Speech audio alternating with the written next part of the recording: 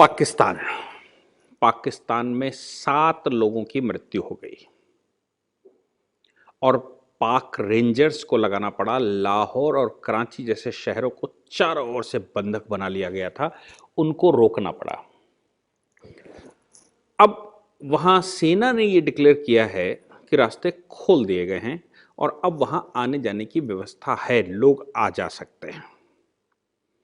और पाकिस्तान रमजान के महीने में, जो ये रमादान चल रहा है, रमादान के महीने में पाकिस्तान में ये चल रहा है, बहुत खतरनाक कुछ चल रहा है।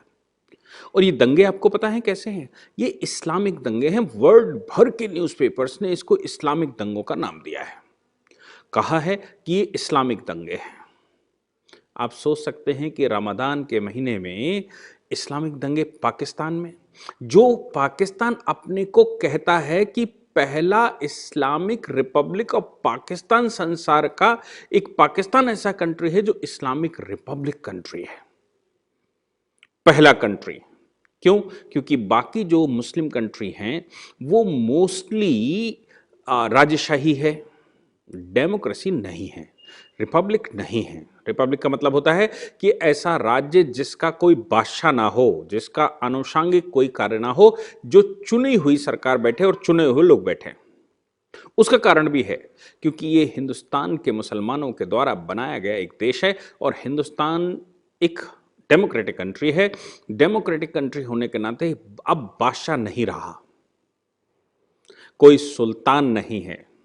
हालांकि जिन्ना ने अपने आप को सुल्तान घोषित करने का बहुत प्रयास किया था और यहां तक कहा था कि अंग्रेजों ने सत्ता हमसे ली थी। हमसे मतलब उनके वो पूर्वज, उन पूर्वज जिन्होंने उनकी माताओं बहनों के साथ गलत करके उनकी उत्पत्ति की थी।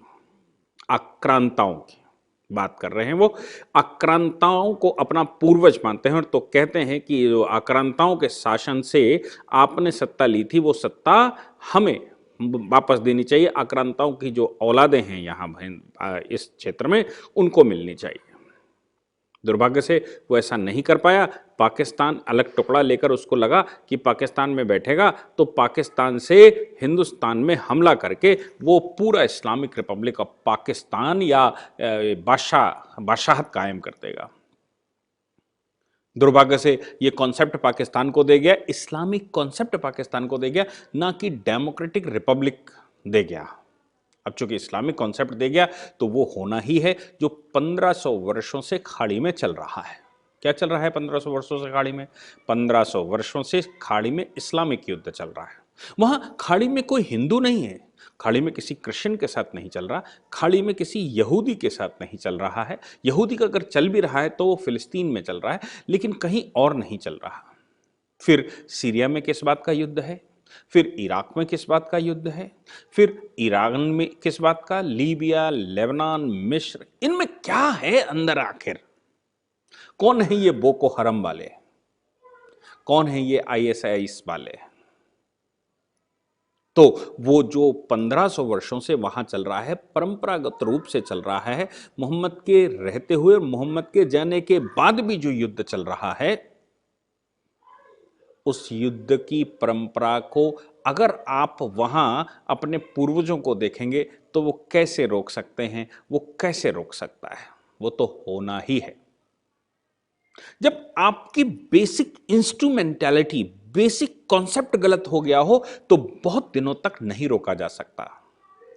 तो जब हिंदुस्तान के हिंदुओं ने इस्लाम स्वीकार किया और इस्लाम स्वीकार करने के बाद उनका रास्ता अपनाने का प्रयास किया, तो रास्ता तो वही है।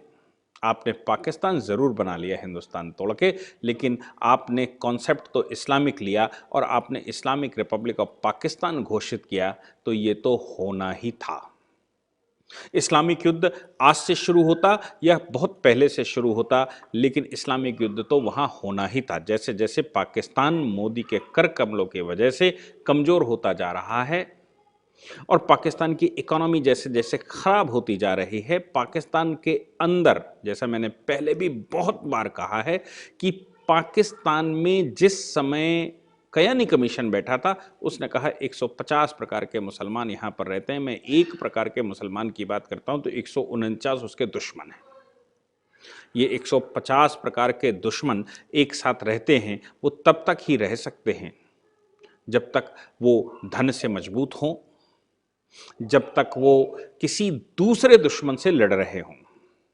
लेकिन जब दूसरा दुश्मन या तो भारी हो जाए, या दूर हो जाए, या खत्म हो जाए, जहां तक उनकी पहुंच खत्म हो जाए, तो फिर वो तो जो सीख गए हैं वो घर में ही करना शुरू कर देते हैं।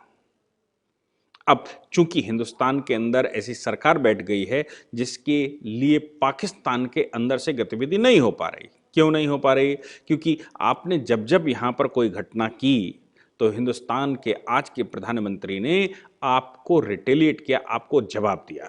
भले ही वो पाकिस्तान के हिस्से में ना घुसे हों, लेकिन पाक ऑक्युपाइड जम्मू कश्मीर के हिस्से में जो आपके कैंप चल रहे हैं उन पर लगातार टारगेट कर करके उनको खत्म करने का ठान लिया और कर दिया। और अब वहां से इन्फिल्ट्रेशन भी नहीं हो पा रहा है।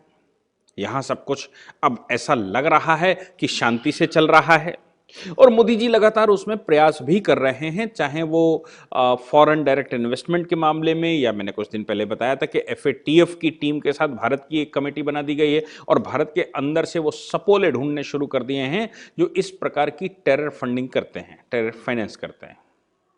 वो स्टेट स्पॉन्सर्ड अगर फाइनेंस होता था तो नोटबंदी करके वो स्टेट स्पॉन्सर्ड जो फाइनेंस था वो भी खत्म कर दिया गया था।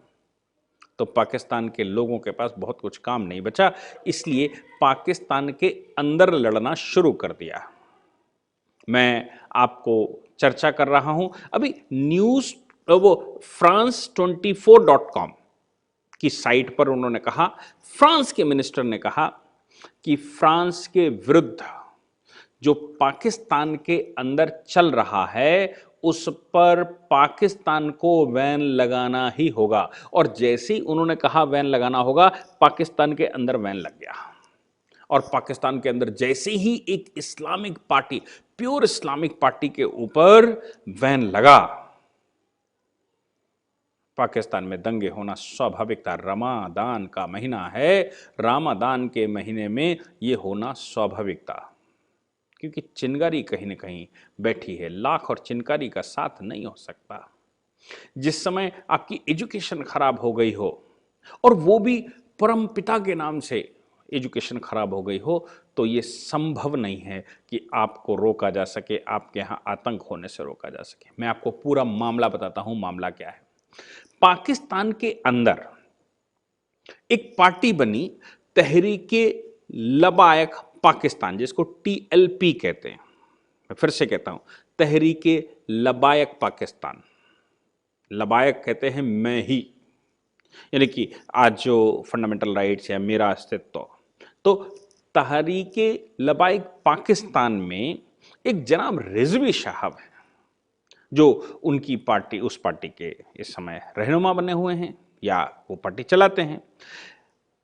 उन साहब की गिरफ्तारी कल पाकिस्तान में हो गई, और पाकिस्तान में उन साहब की गिरफ्तारी होना पाकिस्तान में आतंक फैलाना था। और इन साहब की पार्टी ने 2018 के चुनाव में थोड़े वोट नहीं पाए, लगभग 25 लाख वोट पाए थे। अब 25 लाख वोटर तहरीके लबायक पाकिस्तान के पास अगर है, तो वो 25 लाख में से 10% भी एक्टिव होगा तो 2.5 लाख लोग रोड पर उतरने वाले थे। 2.5 लाख लोग रोड पर उतर आए। पुलिस को पकड़ा गया। पुलिस के सामने जो जम्मू कश्मीर में कभी किया गया था, वही पुलिस को बिठाकर अल्लाह अकबर के नाम से, अल्लाह के नाम से और कुरान के नाम से उनसे कहा गया, ये दोहराओ, इसको कहिए। नहीं तो लाठी डंडे लेकर खड़े थे। तुम सरकार नहीं, अल्लाह याद करो। तुम सरकार नहीं चलाओगे, तुम उसको याद करो। रमजान का महीना है। बहुत कुछ चला। मामला क्या था ये समझिए। तहरीके लबायक पाकिस्तान ने किया क्या कि जो फ्रांस में कार्टून छपा था, फ्रांस के कार्टून को लेकर पाकिस्तान के अंदर दंगे शुरू हुए, और तहरीके इंसाफ पाकिस्तान जो आज की सत्तारूढ़ पार्टी है, उसके सामने तहरीके लबायक पाकिस्तान ने प्रदर्शन किया देश बंद किया और ये कहा कि फ्रांस के एम्बेसडर को यहां से वापस भेजो, नहीं तो हम उसे मार देंगे।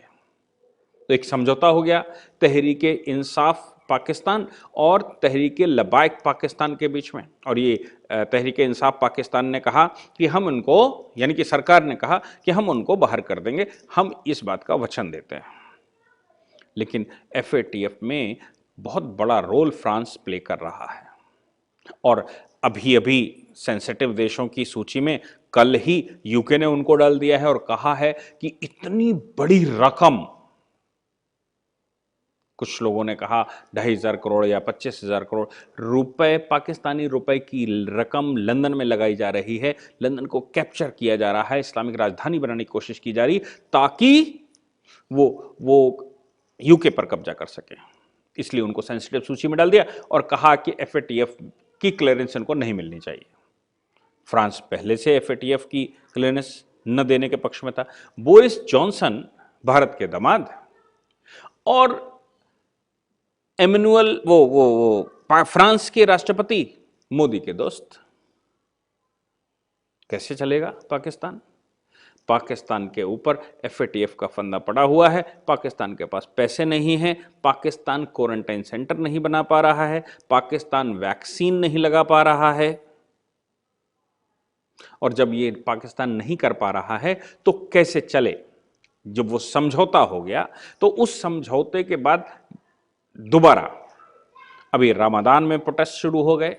रमादान में जो प्रोटेस्ट शुरू हुए, उन प्रोटेस्टों में उन्होंने कहा कि हम आपको 20 अप्रैल तक का टाइम देते हैं, 20 अप्रैल केवल। अगर 20 अप्रैल तक आपने फ्रांस के एम्बेसडर को यहां से बाहर नहीं किया तो सरकार गिरा दी जाएगी और पाकिस्तान में दंगे कर दिए जाएंगे।